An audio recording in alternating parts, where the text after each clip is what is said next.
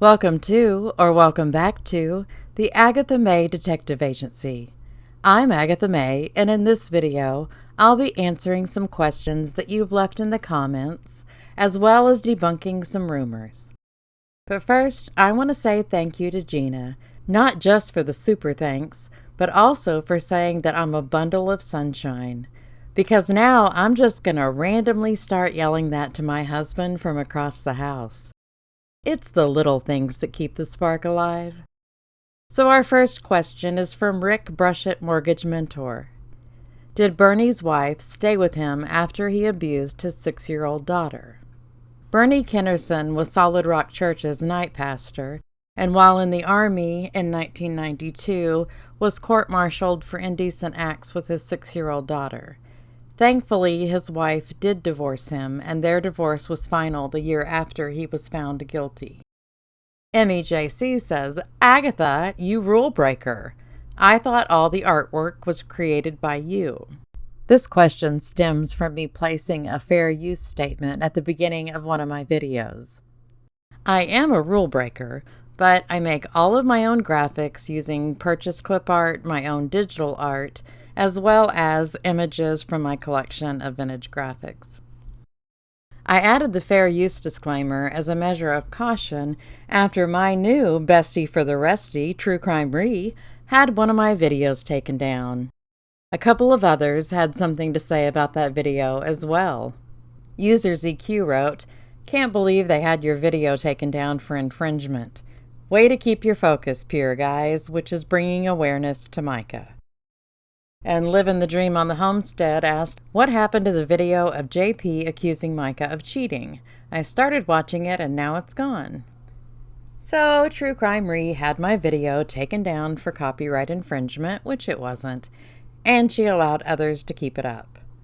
Part of the copyright law is that if you claim infringement when it's not, you can be fined. She singled mine out, so it doesn't seem like she really thought it was infringement. Maybe this is just how she shows affection. She's a Wildflower asked, I wonder if he, meaning Nick Jenag, is JP's PI guy. I think he just might be, especially since he's been taking pics and videos of the protesters like he's making a documentary special for PBS. I think he fancies himself another Magnum PI. I just hope he doesn't pull out the Thomas Magnum short shorts and start wearing them. And you know he has at least a few pair of those bad boys in his closet. Speaking of Nick Jenay, I've had someone who knows him very well reach out to me, so I might have more information about him soon. Charlie Chaplin asked, how do I get in touch with you? I used to go to Reggie's college. Oh, Charlie, email me right now. agathamaedetectiveagency@gmail, and I'll put a link in the description. But seriously, right now, I need all the scoop you can scoop. Song of the Bride asked, Agatha May, do you believe that she, meaning Mica, took her own life? Well, I have never believed she did, and here are just a few reasons why. Lumber River State Park would be a very odd place for her to do it. The 911 call is off. I think she would have left a note for her family. And the timeline of her day, including her receipts, seems to be a little too convenient and a little too neatly laid out. I don't think it's a big conspiracy among multiple agencies, because that's just way too many mouths to stay closed. But I think there's more to it than we know. Sally asked, Agatha, did you hear about the 911 call by the neighbor on May 1st, 2024? It's getting more twisted. For those who haven't heard about the May 1st 911 call, a neighbor of John Paul's called and stated there were multiple Oriental women, his description, not mine, in and out of the house, and there were sheets on the windows, and he thought there was trafficking going on. He also said that on the morning of the Saturday that Mica died, John Paul almost ran him down with his truck. That is the morning that John Paul was still supposed to be in Charleston. So, was the driver of the truck actually John Paul, or was it possibly his son Logan, who looks like a younger clone of him?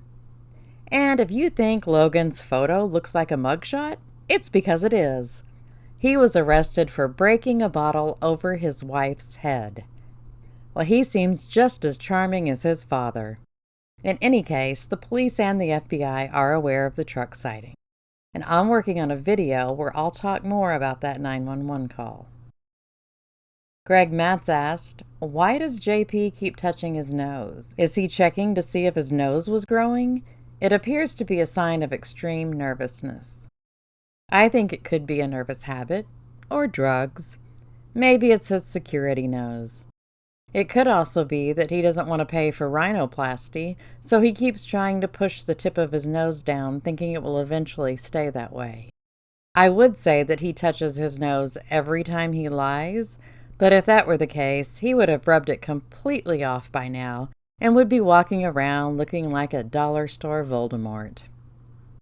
One dirty slut, oh my, wrote, Agatha, if you haven't watched CJ's live from last night, you need to ASAP. I believe he and Ann uncovered who True Crime Re is.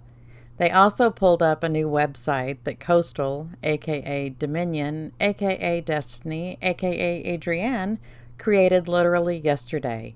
It's the fakest looking website. Besides being my bestie for the restie, I'm 99.9% sure I know who True Crime Re is. I have researched her, and you all know that's kind of my jam, yo. I'm not going to dox her, but I will say that she did not do a good enough job at hiding her trail.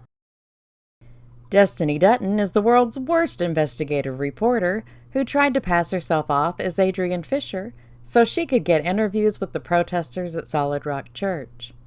When confronted about actually being Destiny Dutton and being with Dominion, she just flat out lied and wasn't even good at it. It was so obvious she was lying. Destiny, sweetie, if you're gonna try to go undercover, work on your poker face.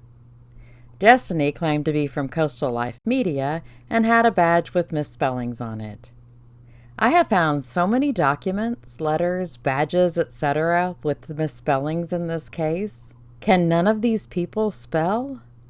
Coastal Life Media is a completely made-up company. Unfortunately, Coastal Media Group is an actual company in California. They just have a really crappy website.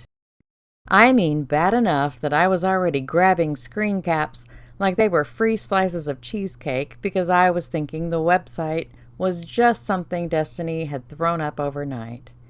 I was so excited about the video I was going to make about it. But then I got further into the site and realized it had way too much information on it. So I looked up the company, and they have an established Facebook page with hundreds of followers. I was very disappointed. Also, Coastal Media Group, work on your website. Deb asked, why do you think the daughter pulled that fake crap at the protest? JP paid her? Weird. I think this was Wayne Miller's idea. It is just the kind of escapade that barmy little bonehead would come up with. One where you send out an inexperienced reporter who can't lie with a straight face and expect her to lie and get you all the dirt on the protesters, but instead she just bungles the entire thing. That's the Miller way. I don't think it's going to turn out well for the Duttons or for True Crime Re. She's claiming that she has exclusive rights to the video she posted of the interviews. She might regret posting it. I hope that the protesters have reported the video to YouTube for them being in it without their permission, especially since it's not a video that was grabbed off a news site or published elsewhere. Mark Goff wrote, there was a traveling group of poetic prophets, Dutton, 80s and 90s in South Carolina. 3 brothers and a dad. I wonder if there's a connection. They were good at getting offerings. I'm gonna say they're the same ones. Joseph's father was a pastor, and he has 3 brothers. I think he's the youngest, so the 3 older brothers might have been part of that traveling circus that were good at getting offerings. 2 of the brothers struck out on their own, and I found these gems. An announcement for a youth revival and an offering envelope. Of course. I don't think I even want to know what their gospel van was and why they had that in quotations. Joey was recently asking for money to finish up the month of July so they could meet the budget for the month. Well, maybe Mama Dutton needs a new counterfeit Gucci bag. Joey wrote, "Please take a moment and give your best seed today, and let's go into August with a great praise report." The whole best seed thing is icky, Joey. Stop saying it. I do love that they call their financial report a praise report. That is just so whimsical. Laura asked, "Isn't the name of the book Hell is Real? No, you don't want to go there?" Now, this is in reference to John Paul Miller's invigorating book that I've been sharing excerpts from. I know those words are on the cover, but the legal title that is connected to the ISBN actually is simply Hell No. And now let's debunk some rumors. I have seen multiple posts made with people claiming that John Paul Miller was arrested in March of 2000 in Illinois. It is not the same John Paul Miller. The Chicago John Paul's birthday is in March, not May. This article about the incident reads that his father was the village president where this took place and his mother's name is Cheryl. Wayne Miller has probably been the village idiot on more than one occasion, but he's never been a village president. And John Paul's mother's name is Susan. Anglican Watch had an article on their website claiming it was the same person, and I've messaged them with proof that it isn't, but they haven't taken down the article. The second rumor was more of one that was in the beginning of this case, but I still see it pop up once in a while, and it's that John Paul owned boats. This is also a different John Paul Miller, and he's 77 years old.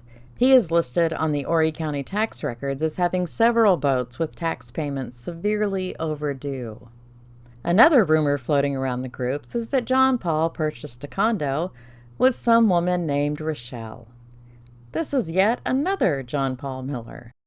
This John Paul is 56 and lives in North Carolina with his wife, Rochelle. He owns a condo in Myrtle Beach, but doesn't have anything to do with Jerkface Miller.